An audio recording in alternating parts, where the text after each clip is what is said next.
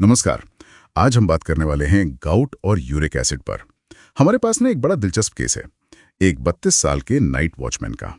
हुआ ये कि रात में उन्होंने शराब पी और अगली सुबह क्या देखते हैं कि बाएं पैर के अंगूठे में भयानक दर्द, सूजन, एकदम लाल हो गया वो। तो जब जांच हुई तो उनका यूरिक एसिड लेवल निकला 9.5 mgdl और पता चला कि उन्हें गाउट है। तो चलिए इसी केस के बहाने जरा समझते हैं कि भाई ये यूरिक एसिड शरीर में आता कहाँ से है, बनता कैसे है और ये गाउट होता क्यों है, फिर शराब का इसमें क्या रोल है और हाँ, इलाज क्या इसका। तो सबसे पहले एक्सपर्ट से पूछते हैं, ये यूरिक एसिड शरीर में बनता कैसे है आखिर। हाँ, देखिए हमारे शरीर में ना कुछ चीजें होती हैं जिन्हें प्यूरिन कहते हैं। ये खाने से भी मिलती हैं और हमारे शरीर की कोशिकाएं जब टूटती हैं तब भी बनती हैं। तो जब शरीर इन प्यूरिन्स को प्रोसेस करता है, मतलब मेटाबोलाइज करता है, तो उसका जो आखिरी प्रोडक्ट बनता है वो है यूरिक एसिड। इसमें खास एंजाइम होता है ज़ैंथिन ऑक्सीडेज, वो आखिरी स्टेप में काम करता है। अच्छा, तो ये मतलब एक तरह का वेस्ट प्रोडक्ट हुआ। हाँ, कह सकते हैं मेटाबॉलिज्म का एंड प्रोडक्ट है ये। ठीक है, तो क्या गाउट हमेशा ऐसे ही होता है, मतलब सिर्फ प्यूरिन टूटने से, या कोई और वजह भी हो सकती है। नहीं, और भी वजह हो सकती है। उसे हम सेकेंडरी गाउट कहते हैं। कई बार क्या होता है कि शरीर में यूरिक एसिड का प्रोडक्शन, मतलब बनना ही बढ़ जाता है। अच्छा, जैसे जैसे जैसे मान लीजिए कुछ तरह के ब्लड कैंसर्स हो, ल्यूकीमिया वगैरह, या कीमोथेरेपी चल रही हो। सोराइसिस में भी बढ़ सकता है। कभी कभी गंभीर चोट लगने पर या भूखमरी की हालत में भी शरीर ज्यादा यूरिक एसिड बनाने लगता है। ओके, ये तो हुई बनने की बात। हाँ, और क्या निकलने में भी दिक्कत हो सकती है। हाँ बिल्कुल, ये दूसरी वजह है। हो सकता है यूरिक एसिड बन तो नॉर्मल रहा हो, पर शरीर उसे ठीक से बाहर नहीं निकाल पा रहा। किडनी का काम है यूरिक एसिड को खून से साफ करके पेशाब के रास्ते बाहर भेजना। हाँ। अगर किडनी फेलियर हो, मतलब किडनी ठीक से काम ना कर रही हो, तो ये बाहर नहीं निकल पाएगा। या फिर कुछ दवाएं हैं जैसे थियाजाइड, डायोरेटिक्स, जो बीपी वगैरह में यूज होती हैं, वो भी यूरिक एसिड का निकलना कम कर देती हैं। अच्छा, दवाओं से भी। हाँ, और एक और स्थिति है लैक्टिक एसिडोसिस या कीटो एसिडोसिस। इसमें भी शरीर यूरिक एसिड को ठीक से बाहर नहीं निकाल पाता। अब वापस उस वॉचमैन वाले केस पर आते हैं। उसमें शराब की बात थी, तो शराब पीने से ये गाउट का अटैक कैसे आ गया? क्या शराब में होता है यूरिक एसिड? नहीं, शराब में सीधे यूरिक एसिड नहीं होता, पर होता ये है कि जब हमारा शरीर शराब को पचाता है तो उससे लैक्टिक एसिड बनता है। Lactic acid? हाँ, और ये लैक्टिक एसिड क्या करता है, ये किडनी के लिए यूरिक एसिड को बाहर निकालना मुश्किल कर देता है। आप ऐसे समझिए कि किडनी में जो यूरिक एसिड निकालने का रास्ता है, उस पर ये लैक्टिक एसिड एक तरह की रुकावट डाल देता है। अरे, तो मतलब शराब सीधे नहीं बल्कि शरीर के प्रोसेस को गड़बड़ा के यूरिक एसिड बढ़ा देती है। बिल्कुल सही।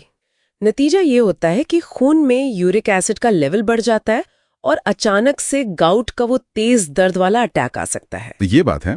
अच्छा, उस मरीज को दवा दी गई थी एलोप्यूरिनॉल, ये क्या करती है, ये कैसे काम करती है?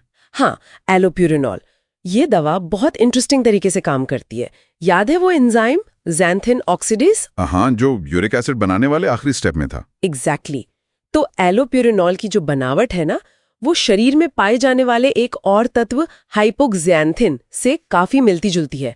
तो ये दवा क्या करती है, ये उस ज़ैंथिन ऑक्सीडेज एंजाइम के साथ जाके जुड़ जाती है, एक तरह से उसे ब्लॉक कर देती है। अच्छा, मतलब एंजाइम को काम ही नहीं करने देती। हाँ, कॉम्पिटिटिवली इनहिबिट करती है। मतलब एंजाइम एलोप्यूरिनॉल से जुड़ जाता है तो वो फिर हाइपोक्सैंथिन और ज़ैंथिन को यूरिक एसिड में नहीं बदल पाता, तो सीधे सीधे यूरिक एसिड का बनना ही कम हो जाता है। और वो जो पहले वाले तत्व थे हाइपोक्सैंथिन और ज़ैंथिन, वो यूरिक एसिड से ज्यादा आसानी से पानी में घुल जाते हैं, तो वो शरीर से आराम से निकल जाते हैं। इस मैकेनिज्म को कभी कभी सुसाइड इनहिबिशन भी कहते हैं। मतलब एंजाइम एक तरह से खुद ही अपनी एक्टिविटी बंद कर लेता है इस दवा के चक्कर में। वाह, ये तो बड़ा स्मार्ट तरीका है।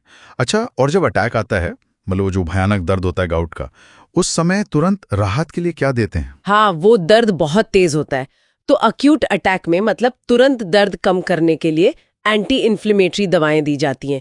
कोल्चिसिन एक बहुत पुरानी और असरदार दवा है इसके लिए। कोल्चिसिन? हाँ, इसके अलावा एनएसएड्स जैसे आइबुप्रोफेन वगैरह वो भी दी जा सकती है।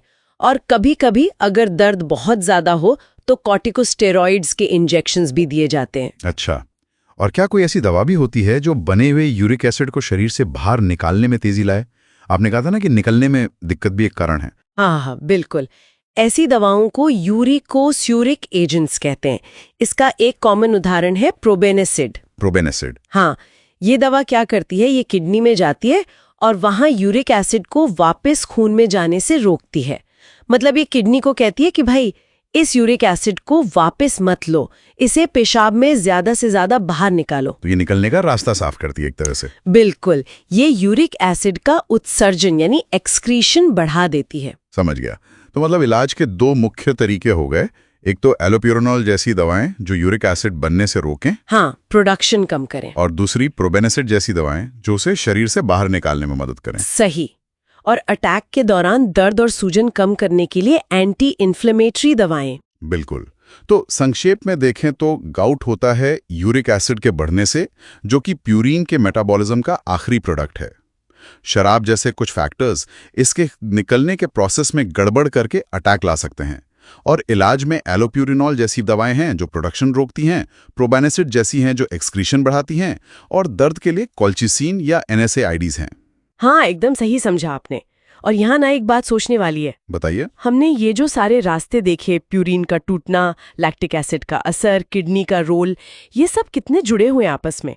तो क्या इनकी समझ हमें सिर्फ गाउट के बारे में ही बताती है, या फिर शरीर के ओवरऑल मेटाबॉलिज्म के बारे में, मतलब हम जो खाते पीते हैं उसका असर, या शायद दूसरी मेटाबॉलिक बीमारियों को समझने में भी कुछ नई रोशनी डाल सकती है? ये तो बहुत दिलचस्प पॉइंट है कि कैसे शरीर में एक सिस्टम की गड़बड़ी दूसरे को प्रभावित करती है, और ये सब कैसे जुड़ा है, इस पर वाकई और सोचा जा सकता है। बिल्कुल, ये इंटरकनेक्टेडनेस